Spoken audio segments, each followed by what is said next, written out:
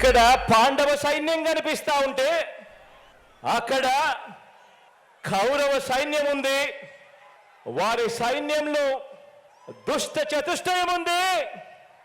గజదంగల ముఠా ఉంది. వాళ్లకు వారి వ్యూహాలలో, వారి కుట్రల్లో, వారి కుతంత్రాలలో, మోసపూరిత వాగ్దానాల్లో వెన్నుపోట్లు, పొత్తులు, ఎత్తులు, జిత్తుల పద్మవ్యూహం కనిపిస్తా ఉంది అక్కడ.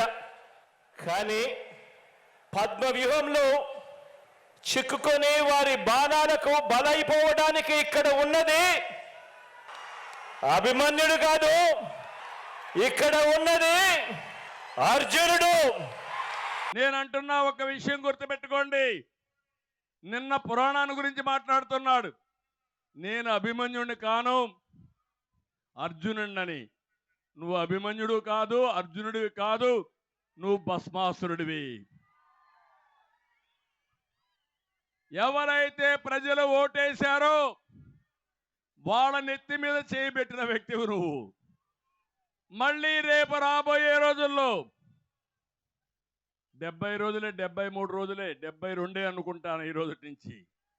72 రోజుల్లో ఆ ఓటు నీ నెత్తిన పెట్టి నీకు వ్యతిరేకంగా వేసి నిన్ను భస్మాసుర వధ చేసే బాధ్యత 5 కోట్ల ప్రజానీకం అదని చెప్పి నేను మీకు తెలియజేస్తున్నా.